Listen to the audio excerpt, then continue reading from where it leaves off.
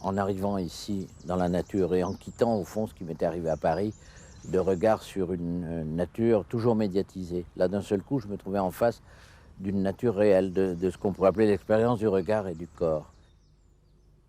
Cette vision brutale m'a révélé qu'une partie du corps était visible en permanence dans le champ de vision. Alors, en l'occurrence, ici, c'est la pénétration dans un paysage banal, c'est l'herbe devant l'atelier, mais il y a le pied du peintre qui sert de repère là-bas.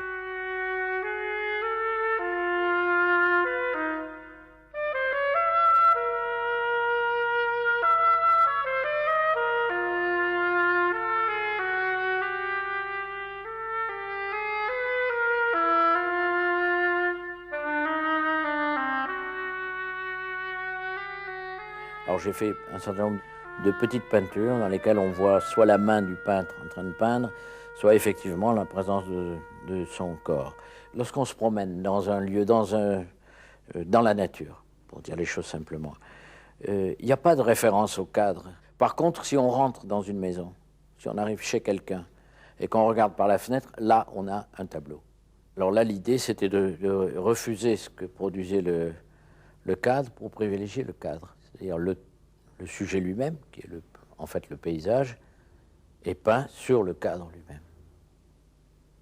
Et finalement, ça suffit en général à restituer l'expérience de ce que l'on voit, c'est-à-dire ici d'un pré et d'une végétation avec une présence du ciel derrière la végétation. Ça, c'est banal, hein, un renversement de ce type. J'ai souvent pratiqué ça.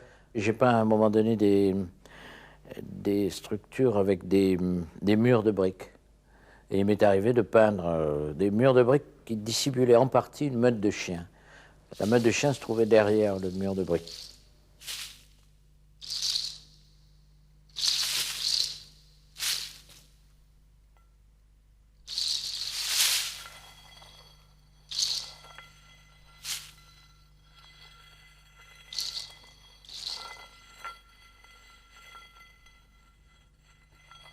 Ces structures, murs de briques, claustras, grilles, Quecot les avait déjà expérimentées, trouvant dans cette mise en scène faciale un moyen d'éviter l'identification à un espace purement perspectif.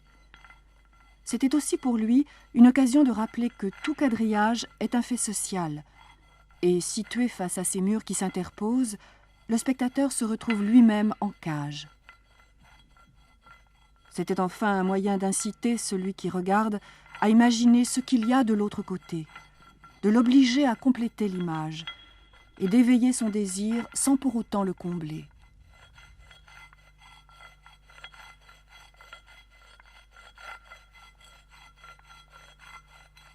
Lorsqu'on fait un voyage en Égypte, Marinette va faire des photos.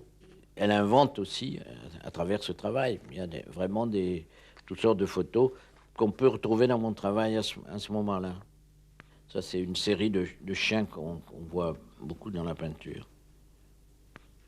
Ça, c'est un chien blanc qui a l'air d'avoir avalé un os ou d'avoir soif.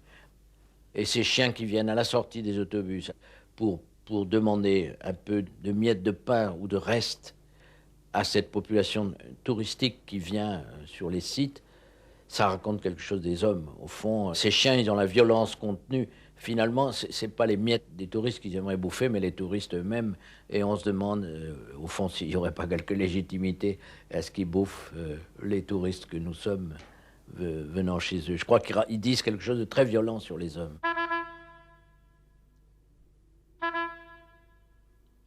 J'ai jamais cessé de peindre des chiens. C'est une forme que je connais bien. Elle permet de penser la peinture au-delà de l'effort qu'on a à faire pour produire la forme, un peu sur le système de Viala. On peut faire des chiens très facilement, très rapidement, et en même temps, ça me permet de faire une peinture quasiment abstraite.